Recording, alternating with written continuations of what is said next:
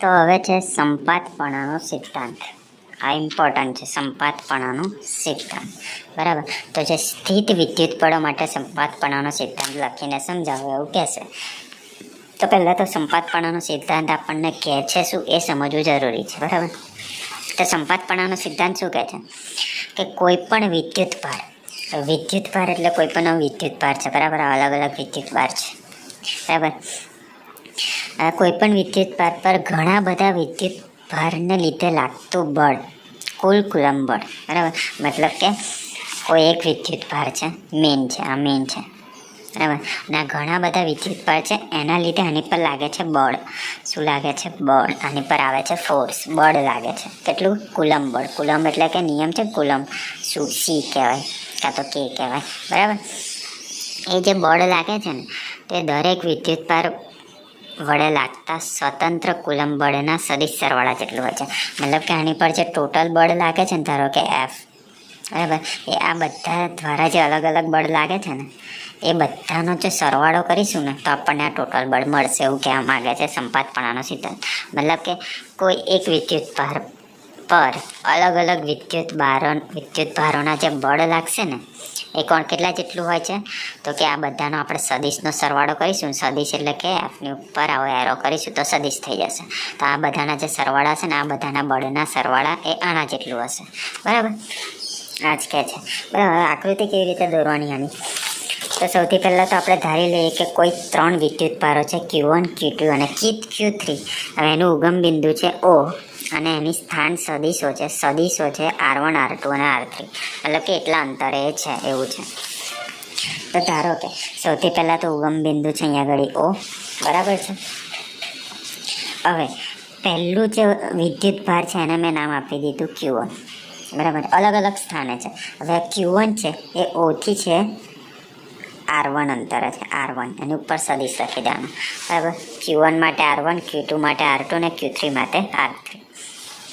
હવે જે Q2 છે એ અહીંયા આગળ છે, આપણે એવું માની લઈએ Q2 અહીંયા આગળ છે તો આ Oથી બળ લાગશે. બરાબર. કેટલું?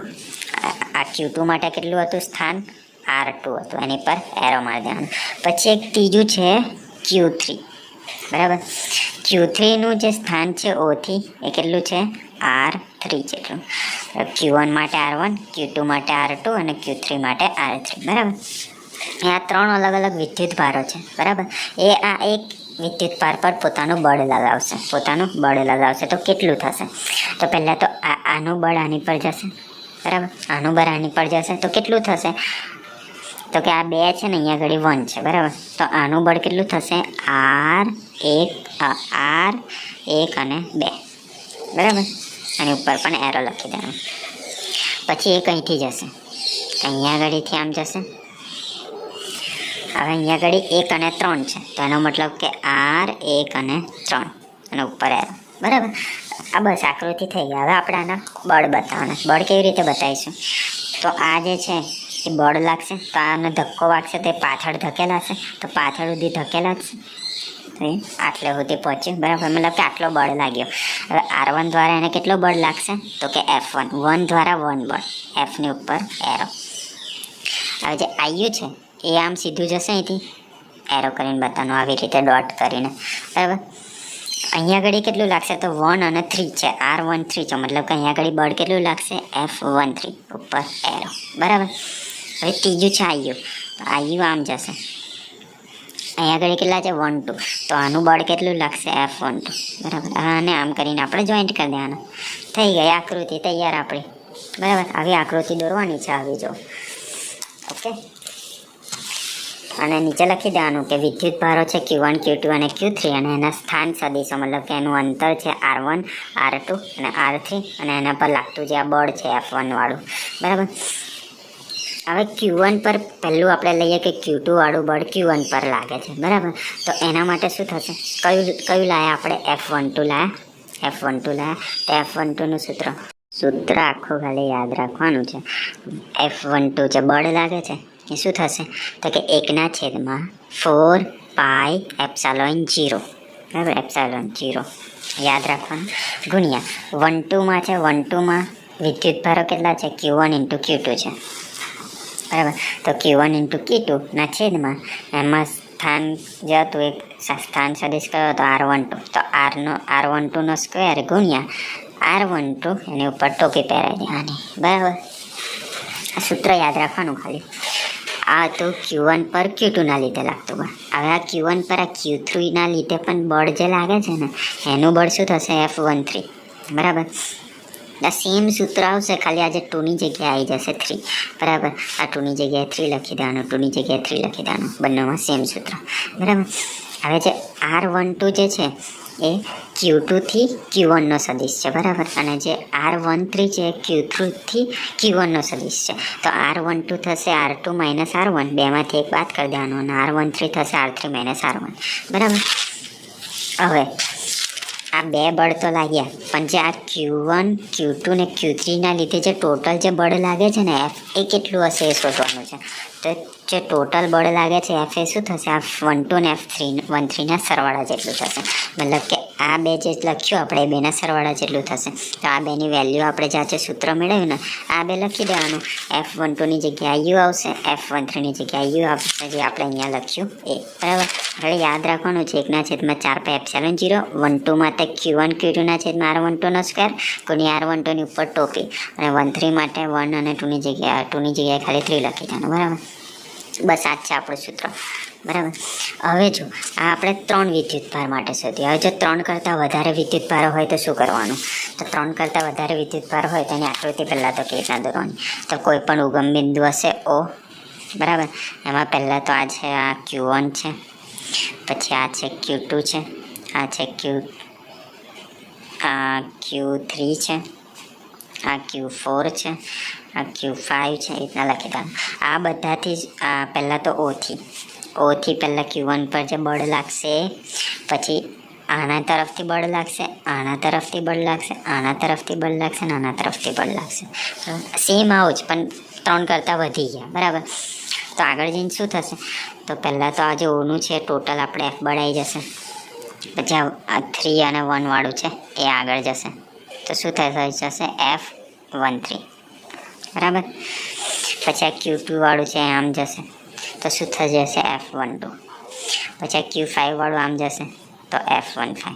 પછી આ Q4 વાળું આમ જશે તો F14. બરાબર. તો આવી રીતે આટલા બધા બળ આવશે, અને ટોટલ F કેટલો થશે? તો આ 4/4નો સરવાળો થશે. બરાબર.